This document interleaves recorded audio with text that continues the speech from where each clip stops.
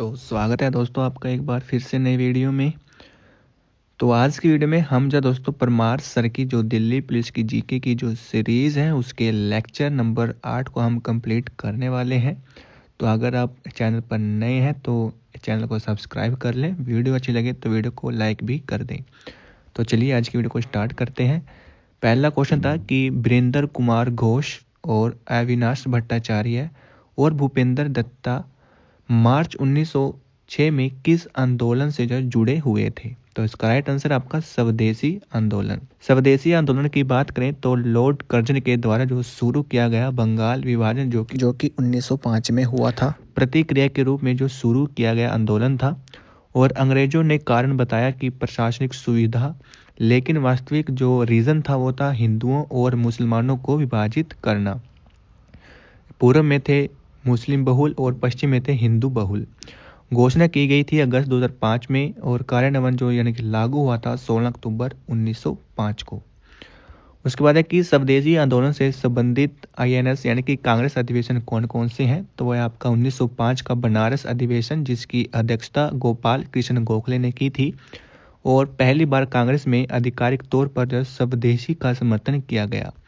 उसके बाद 1906 कलकत्ता अधिवेशन जिसकी अध्यक्षता दादा भाई नौरोजी ने की और इसमें जो है 4 प्रमुख प्रस्ताव पारित हुए थे। नंबर 1 स्वदेशी, नंबर 2 बहिष्कार, नंबर 3 स्वराज और नंबर 4 है राष्ट्रीय शिक्षा। उसके बाद है कि क्रांतिकारी गतिविधियां। तो वीरेंद्र कुमार घोष, अविनाश भट्टाचार्य और भूपेंद्र नाथ दत्ता जो कि स्वामी विवेकानंद के भाई थे, उन्होंने क्या किया, युगांतर या फिर जुगांदर की जो स्थापना की थी। और यह क्रांतिकारी जो समूह है वो ब्रिटिश शासन का विरोध जो कि उग्र राष्ट्रवाद से करता था और मुख्य रूप से स्वदेशी आंदोलन के दौरान बंगाल में सक्रिय था। उसके बाद है कि स्वदेशी आंदोलन की समय रेखा क्या है। तो 7 अगस्त 1905 को कलकत्ता टाउन हॉल में औपचारिक रूप से स्वदेशी आंदोलन की घोषणा की गई थी और 16 अक्टूबर 1905 को बंगाल जो विभाजन था वो प्रभावी हुआ। फिर 1906 आईएनएस यानी कि कांग्रेस ने आधिकारिक तौर पर स्वदेशी को अपना कार्यक्रम के रूप में अपनाया। 1907 में आंदोलन पूरे भारत में फैल गया और विदेशी कपड़ों के बहिष्कार में जो है वो तेजी आई। उसके बाद है कि 1908 में क्या किया, अंग्रेजों ने आंदोलन को दबाया। राजद्रोही सभा अधिनियम एक्ट जो है वो आपराधिक कानून संशोधन अधिनियम जो है लागू किया गया और 1911 में बंगाल विभाजन जो है रद्द कर दिया गया। 1917 में जो है आंदोलन कमजोर पड़ गया क्योंकि भारत पहले ही प्रथम विश्व युद्ध में जो है शामिल था। उसके बाद है कि बंगाल विभाजन को रद्द करना 1911। इसमें जो वॉइसरॉय थे वो थे लॉर्ड हार्डिंग द्वितीय और जो दिल्ली दरबार लगा था वो था 1911 में और उसमें बंगाल विभाजन रद्द की जो घोषणा की गई थी। और इसी दरबार में क्या जो भारत की राजधानी है वो कलकत्ता से दिल्ली जो है स्थानांतरित की गई थी और यह प्रभावी हुई थी 1912 में। ठीक है जी। उसके बाद दूसरा क्वेश्चन है कि मध्यकालीन भारत में प्रांतीय वास्तुकला के संबंध में निम्नलिखित कथनों पर विचार कीजिए और सही विकल्प चुनें। पहला कथन है कि बंगाल और जौनपुर ने दिल्ली सल्तनत से अलग विशिष्ट वास्तुकला शिल्प शैलियाँ विकसित की थी। नंबर 2 है कि क्षेत्रीय शैलियों में अक्सर स्थानीय कलात्मक परंपराओं के साथ इस्लामी संरचनाओं का मिश्रण होता है। उसके बाद है कि प्रांतीय शैलियाँ भारत के सभी क्षेत्रों में पूरी तरह से एक समान रही हैं। तो ऑप्शन आपका बी सही हो जाएगा, केवल 1 और 2 हैं वो सही हैं। उसके बाद है कि किसने लाहौर में दयानंद एंग्लो वैदिक स्कूल जो स्थापित किया था, तो वो किया था लाला लाजपत राय ने। तो दयानंद एंग्लो वैदिक यानी कि डीएवी जो स्कूल है वो डीएवी स्कूल लाहौर की जो स्थापना है वो लाला लाजपत राय के द्वारा की गई थी और इसकी स्थापना आर्य समाज आंदोलन के अंतर्गत की गई थी। आर्य समाज के जो संस्थापक थे वो थे स्वामी दयानंद सरस्वती। आर्य समाज की जो स्थापना है वो 1875 में बॉम्बे में हुई थी और बाद में आर्य समाज का मुख्य केंद्र था बॉम्बे से लाहौर स्थानांतरित हो गया। उसके बाद है स्वामी दयानंद सरस्वती। तो इनका जो मूल नाम है वो है मूल शंकर और आर्य समाज के जो है इन्होंने स्थापना की थी 1875 में। उसके बाद इन्होंने महत्वपूर्ण जो नारे दिए थे वो थे वेदों की ओर लौटना, भारतवासियों के लिए। और इनकी महत्वपूर्ण जो किताब थी वो थी सत्यार्थ प्रकाश जो कि सबसे प्रसिद्ध इनकी कृति है। उसके बाद है बाल गंगाधर तिलक जिनका उपनाम है लोकमान्य। ब्रिटिश अधिकारी वैलेंटाइन चिरोल ने उन्हें जो है भारतीय शांति का जनक कहा है, और इनकी जो पुस्तक थी वो थी आर्कटिक होम इन द विदास। उसके बाद है कि 2 सार्वजनिक उत्सव जो शुरू किए गए, ठीक है जी, बाल गंगाधर के द्वारा। एक तो है गणेश उत्सव 1893 और शिवाजी उत्सव 1895। इसका जो उद्देश्य था वो था बंगाल विभाजन के दौर में बड़े पैमाने पर राजनीतिक जागरूकता लाना, और 1916 में होम रूल लीग की स्थापना की इन्होंने पुणे में, और एनी बेसेंट ने दूसरा लीग मद्रास में बनाया था। उसके बाद है कि नेक्स्ट क्वेश्चन है कि भारत में फ्रेंच उपनिवेशिक वास्तुकला से सामान्यतः कौन सी विशेषताएं जुड़ी जो नहीं होती, तो वह है अलंकृत मुगल गुंबद। ठीक है जी, फ्रेंच उपनिवेशिक वास्तुकला से सामान्यतः कौन सी विशेषता जुड़ी नहीं होती, तो वह अलंकृत मुगल गुंबद। नेक्स्ट है कि निम्नलिखित कथनों पर विचार करें। कथन 1 है कि रैमजेट हाइपरसोनिक गति पर कुशलता से कार्य करते हैं। उसके बाद है डुअल मोड रैमजेट जो कि सब सोनिक और सुपरसोनिक दोनों मोड में काम कर सकते हैं। तो ऊपर दिए गए कथनों में से कौन जो सही है, तो कथन 2 है जो आपका बस सही हो जाएगा। उसके बाद है कि मैक संख्या यानी कि गति की सीमाएं होती हैं सब सोनिक, सुपरसोनिक और हाइपरसोनिक, जो कि मैक रेखा से व्यक्त की जाती है। मैक संख्या क्या होती है? होता है वस्तु की गति भाग में ध्वनि की गति यानी कि 343 मिलीमीटर सेकंड लगभग समुद्र स्तर पर। ठीक है जी। मैक जो कि 1 से बड़ा यानी कि सबसोनिक, मैक 1 से 5 तक सुपरसोनिक, मैक 5 से बड़ा यानी कि हाइपरसोनिक। उसके बाद है कि ध्वनि निर्वात में यात्रा नहीं कर सकती, आपने याद रखना है। उसके बाद है कि एक कुशल क्रिकेटर तेज गति से आती गेंद को पकड़ते समय अपने हाथ पीछे क्यों खींचता है? तो ऐसा होता है कि वेग में परिवर्तन होने का समय बढ़ाकर बल को कम करने के लिए। उसके बाद है कि न्यूटन का प्रथम नियम जिसको बोलते हैं जड़त्व। ठीक है जी, यानी कि कोई वस्तु जब तक विराम या फिर समान गति से चल रही होती है तब तक, ठीक है जी, जब तक उस पर कोई बाहरी बल कार्य नहीं करता। ठीक है जी। जड़त्व के प्रकार क्या है? तो विराम का जड़त्व यानी कि कोई वस्तु अपने स्थिर रहने का विरोध करती है। उदाहरण यानी कि जो बस रुकती है तो यात्री आगे की ओर झुकते हैं। उसके बाद है गति का जड़त्व यानी कि चलती वस्तु तब तक चलती रहती है जब तक कोई बल उसे नहीं रोक दे। उदाहरण के तौर पर जब बस शुरू होती है तो यात्री पीछे की ओर जाते हैं। उसके बाद है न्यूटन का दूसरा नियम जो कि है F=m/a, यानी कि जो बल है वो संवेग के परिवर्तन की दर है और अधिकतम समय है कम बल, इसलिए क्रिकेटर हाथ पीछे जो खींचता है। उसके बाद है न्यूटन का तृतीय नियम यानी कि प्रत्येक क्रिया के बाद बराबर और विपरीत प्रतिक्रिया। उदाहरण के तौर पर बंदूक चलाने पर पीछे की ओर झटका और रॉकेट का उठना या फिर नाव चलाना। ठीक है जी, ये सब है क्रियाएं।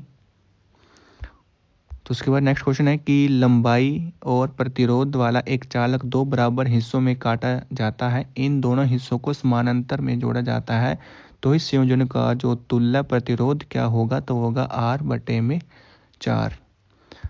ठीक है जी, तो ये है, आप देख सकते हैं। उसके बाद है कि श्रृंखला संयोजन यानी कि श्रृंखला संयोजन में सभी प्रतिरोधों में धारा समान रहती है। क्योंकि धारा समान है इसलिए हम प्रतिरोधों को सरलता से जोड़ देते हैं। कारण क्या है कि धारा के लिए केवल एक ही मार्ग होता है। उसके बाद है समानांतर संयोजन में सभी प्रतिरोधों पर जो विभवांतर है वो समान होता है, इसलिए तुल्य प्रतिरोध निकालने के लिए यह सूत्र उपयोग होता है, जैसे कि 1/R1, 1/R2, 1/R3। ठीक है जी, जो भी R होंगे। उसके बाद कारण क्या है कि धारा के लिए कई मार्ग होते हैं, धारा जो है विभाजित होती है। उसके बाद है कि पृथ्वी के चुंबकीय क्षेत्र में गड़बड़ी के लिए कौन सी सौर घटना जिम्मेदार है? तो वह सोलर फ्लेयर या फिर सौर ज्वालाएं जिनको बोलते हैं। उसके बाद है कि निम्नलिखित में से कौन सा विकल्प सरकार की राजकोषीय नीति के प्राथमिक उद्देश्य का सबसे अच्छा वर्णन करता है? वो है सरकारी व्यय और कराधान के माध्यम से कुल मांग और आर्थिक गतिविधियों को प्रभावित करना। राजकोषीय नीति क्या होती है? राजकोषीय नीति यह सरकारी उपाय है जिसके द्वारा कर दरों और सरकारी व्यय में परिवर्तन करके राष्ट्र की अर्थव्यवस्था पर व्यापक स्तर का जो प्रभाव डाला जाता है। उसके बाद है मौद्रिक नीति। मौद्रिक नीति दो प्रकार की होती है। एक तो है विस्तारवादी मौद्रिक नीति, जिसका उद्देश्य होता है मुद्रा आपूर्ति बढ़ाना और आर्थिक गतिविधियों को प्रोत्साहन करना। ठीक है जी। और ये कैसे करते हैं, ये ब्याज की दरें जो है वो घटाती है। ठीक है जी। इसका अन्य नाम क्या है, डोविस मौद्रिक नीति या फिर आसन मौद्रिक नीति। इसका परिणाम क्या होता है, ऋण सस्ते होते हैं, खर्च अधिक होता है और अवस्था का विस्तार होता है। उसके बाद है संकोचनकारी मौद्रिक नीति। इसका उद्देश्य है मुद्रा आपूर्ति कम करना और मुद्रास्फीति को नियंत्रण करना। इसमें जो ब्याज की दरें हैं वो बढ़ती हैं। इसका अन्य नाम है हॉकिस मौद्रिक नीति या फिर कड़ी महंगी मौद्रिक नीति। इसका परिणाम क्या होता है कि ऋण महंगे होते हैं, खर्च में कमी होती है और अर्थव्यवस्था जो है धीमी होती है।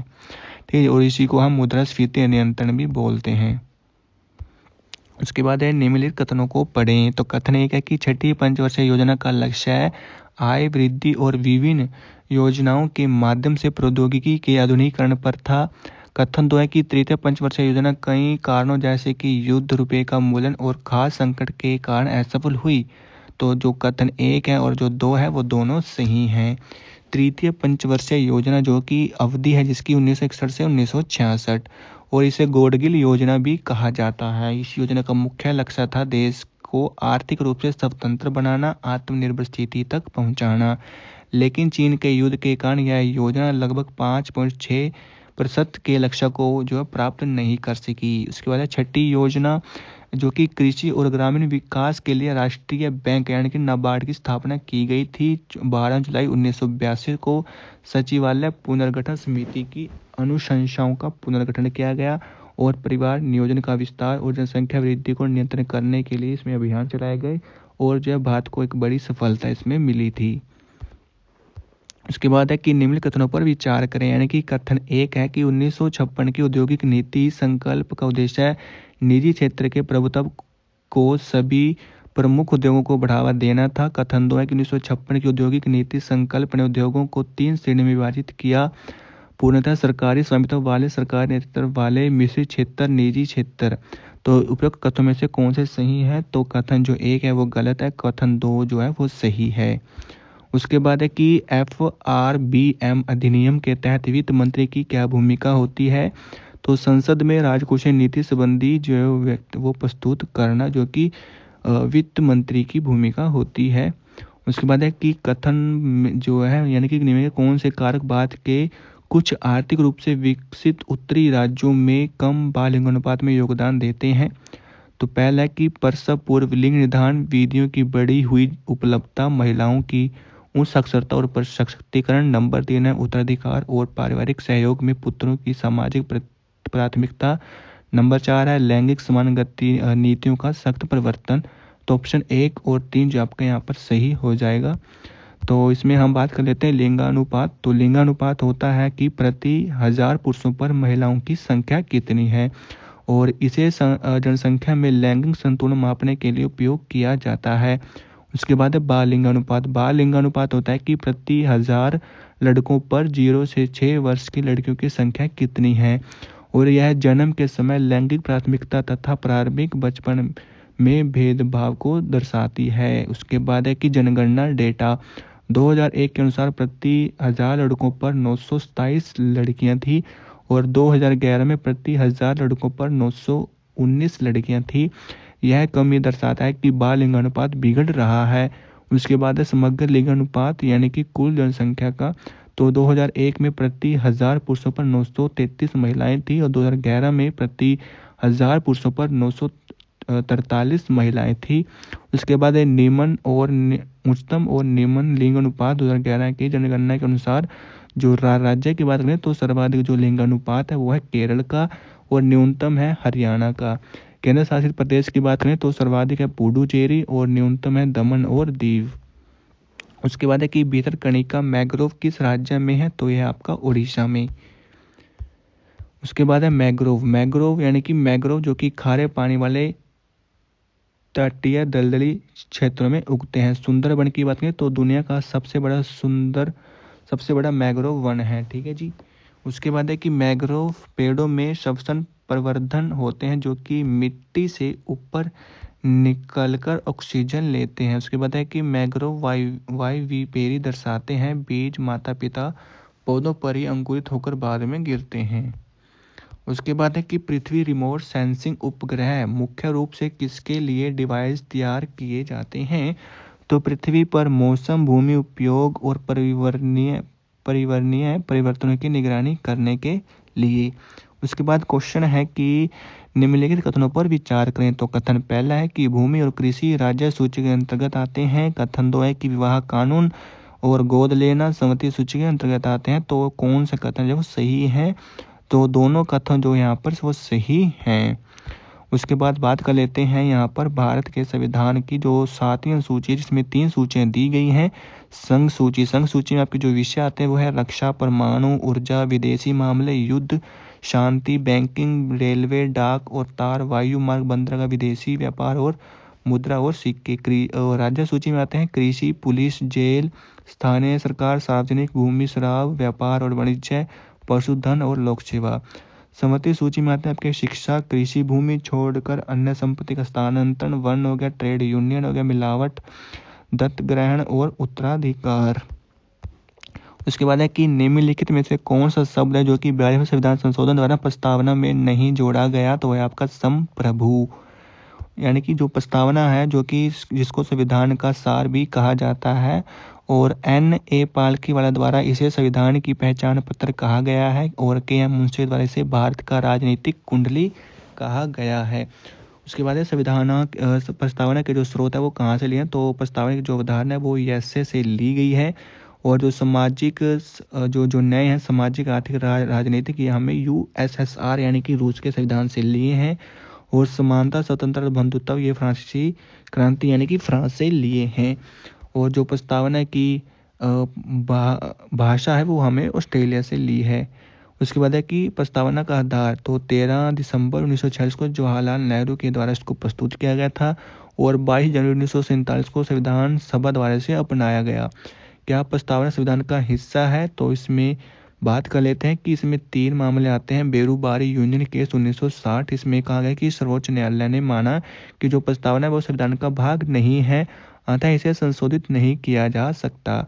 उसके बाद है केशवानंद भारती केस 1973, इसमें कहा गया कि जो सर्वोच्च न्यायालय ने अपना इससे जो पूर्ण निर्णय बदला और कहा कि जो प्रस्तावना है वो संविधान का हिस्सा है और इसे संशोधित किया जा सकता है, लेकिन मूल संरचना में जो कोई भी नुकसान नहीं पहुंचाया जा सकता। उसके बाद है 42वां संविधान संशोधन 1976, इसमें प्रस्तावना में केवल एक बार संशोधन किया गया था, 42वां संविधान संशोधन 1976 में के द्वारा, जिसमें 3 शब्द जो जोड़े गए थे, समाजवादी, धर्मनिरपेक्षता, एकता और अखंडता।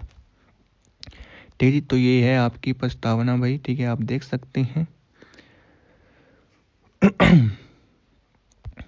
नेक्स्ट है भाई, नेक्स्ट क्वेश्चन है कि निम्नलिखित वन्य अभयारण्यों कॉलम ए कौन के संबंधित राज्यों कॉलम बी से मिलाइए। तो पहले यह है आपका गांधी सागर वन्यजीव अभयारण्य, तो यह आपका मध्य प्रदेश में। उसके बाद है सुनई रूपाई वन्यजीव अभयारण्य, ये है आपका असम में। उसके बाद है कैमूर वन्यजीव अभयारण्य, ये आपका बिहार में है। उसके बाद है एतुरंग नंग वन्यजीव अभयारण्य, आपका तेलंगाना में, यानी कि ऑप्शन ए आपका सही हो जाएगा। ठीक है भाई। उसके बाद है कि नए आपराधिक कानूनों का उद्देश्य ब्रिटिश कालीन कानूनों को किस पर मुख्य ध्यान देते हुए बदलना है? तो यह न्यायिक प्रदान और नागरिक अधिकार। उसके बाद है कि नई आपराधिक कानून संहिता 2023, तो भारतीय दंड संहिता जिसको IPS बोलते हैं, इसको जो है अब भारतीय न्याय संहिता बना दिया गया है, यानी कि BNS। भारतीय दंड संहिता IPS जिसमें 1860 को भारतीय न्याय संहिता BNS 2023 द्वारा प्रतिस्थापित किया गया है। उसके बाद है दंड प्रक्रिया संहिता यानी कि CRPC, इसको अब जब भारतीय नागरिक सुरक्षा संहिता यानी कि BNSS बना दिया गया है। यह दंड प्रक्रिया संहिता 1973 को भारतीय नागरिक सुरक्षा संहिता को BNS 2023 द्वारा प्रस्तावित किया गया। उसके बाद है भारतीय साक्ष्य अधिनियम IEA, जिसको भारतीय साक्ष्य अधिनियम भी ऐसे बना दिया गया है। ठीक है जी। और 1872 को भारतीय साक्ष्य अधिनियम BSA 2023 के द्वारा इसको प्रस्तावित किया गया। उसके बाद है कि भारतीय संविधान के अंतर्गत संघ और राज्य के अधिकार वितरण में संशोधन करने की शक्ति किसके पास है? तो यह है संसद के पास। उसके बाद है कि संवैधानिक संशोधनों के कितने प्रकार के होते हैं, तो 3 प्रकार से संशोधन किया जा सकता है। एक है साधारण बहुमत से, दूसरा विशेष बहुमत से, तीसरा है विशेष बहुमत प्लस कम से कम आधे राज्य की पुष्टि। ठीक है जी। संशोधन प्रक्रिया दक्षिण अफ्रीका से हमने जो है वो ली है। उसके बाद है अनुच्छेद 368, जिसमें विशेष बहुमत प्लस राज्य की पुष्टि यानी कि दोनों का प्रावधान अनुच्छेद 368 भाग 20 के अंतर्गत आता है। उसके बाद है 24वां संविधान संशोधन अधिनियम 1971, जिसमें राष्ट्रपति को संवैधानिक संशोधन विधेयक को अपनी स्वीकृति देना अनिवार्य किया गया। यह भी पुष्टि की गई कि संसद को संविधान के किसी भी भाग में संशोधन करने की शक्ति है। उसके बाद है कि संवैधानिक संशोधन विधेयकों के लिए संयुक्त सत्र की अनुमति नहीं है। उसके बाद है विशेष बहुमत से संशोधन विषय यानी कि मौलिक अधिकार और राज्य नीति निर्देशक सिद्धांत जो है उसमें विशेष बहुमत से संशोधन विषय है। उसके बाद है विशेष बहुमत प्लस आधे राज्य की पुष्टि से संशोधित विषय कौन से हैं, तो है आपका 7वीं अनुसूची। उसके बाद राष्ट्रपति का चुनाव। उसके बाद है विषय अनुच्छेद 368। उसके बाद है कोई भी संशोधन जो संघीय ढांचे को प्रभावित करता है। उसके बाद है कि निम्नलिखित में से भारतीय संविधान का अंतिम व्याख्याता कौन है, तो वह भारत का सर्वोच्च न्यायालय यानी कि सुप्रीम कोर्ट। ठीक है जी। तो भारत के सर्वोच्च न्यायालय की शक्तियाँ क्या क्या हैं, तो भारत का सर्वोच्च न्यायालय देश की सर्वोच्च न्यायिक प्राधिकरण है। यह संविधान का संरक्षक है।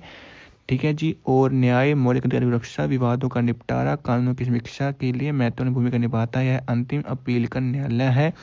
और बात करें सर्वोच्च न्यायालय के परिचय की, तो इसकी स्थापना 28 जनवरी 1950 को नई दिल्ली में की गई थी। और जो अनुच्छेद है वो भारत संविधान का अनुच्छेद 124 के अंतर्गत आता है। इसमें कुल 34 न्यायाधीश हैं, जिसमें भारत के मुख्य न्यायाधीश CJI शामिल हैं। नियुक्ति भारत के राष्ट्रपति द्वारा की जाती है। और सर्वोच्च न्यायालय के पास संविधान की व्याख्या करने, मौलिक अधिकार की रक्षा करने, विवादों का निपटारा करने और कानूनों की समीक्षा करने की शक्ति है। यह भारत में अंतिम अपील का न्यायालय है। उसके बाद है कि सर्वोच्च न्यायालय की शक्तियाँ, तो भारत के सर्वोच्च न्यायालय की कई महत्वपूर्ण अधिकार हैं जिनमें विभिन्न श्रेणियों में बांटा गया है। तो ए मूल अधिकारिता अनुच्छेद 131, जिसमें सर्वोच्च न्यायालय उन मामलों का सीधे सुनवाई करता है जिसमें संघ और राज्य शामिल होते हैं। उसके बाद है आपका 22वां क्वेश्चन, जिसमें कहा गया है कि निम्नलिखित में से कौन सा विकल्प भारत में समान नागरिक संहिता USS लागू करने में होने वाली संवैधानिक दुविधाओं को सबसे बेहतर दर्शाता है, जैसे कि अनुच्छेद 44 और अनुच्छेद 25 में हुई बहसों में चर्चा की गई है। तो ऑप्शन डी आपका सही हो जाएगा कि जो UCC अनुच्छेद 44 के अनुरूप है, परंतु यह अनुच्छेद 25 के तहत धार्मिक स्वतंत्रता का उल्लंघन करता हुआ प्रतीत हो सकता है। उसके बाद है कि कर्नाटक संगीत रचनाओं की संरचना के संबंध में निम्नलिखित कथनों पर विचार करें और सही विकल्प चुनें। तो कथन एक है कि वर्णम सामान्यतः कर्नाटक संगीत कार्यक्रम के अंत में प्रमुख रागों को संक्षेप में प्रस्तुत करने के लिए प्रस्तुत किया जाता है। कथन 2 है आलोचना में बिना ताल के राग का तत्कालीन विस्तार शामिल होता है। तो केवल 2 जो है कथन वो सही है। उसके बाद है कि गीतांजलि के लिए साहित्य में नोबेल पुरस्कार पाने वाले पहले भारतीय कौन थे, तो वो थे रविंद्रनाथ टैगोर। उसके बाद बात कर लेते हैं सलमान रुश्दी, जिन्होंने मिडनाइट चिल्ड्रन के लेखक हैं। रविंद्रनाथ टैगोर, जिन्होंने नोबेल पुरस्कार 1913 के द्वारा कृति गीतांजलि के लिए दिया गया था। उसके बाद अरुंधति रॉय, इन्होंने the God of small things के लिए इनको बुकर पुरस्कार मिला है। उसके बाद RK नारायण को मालगुडी डेज के ये लेखक हैं।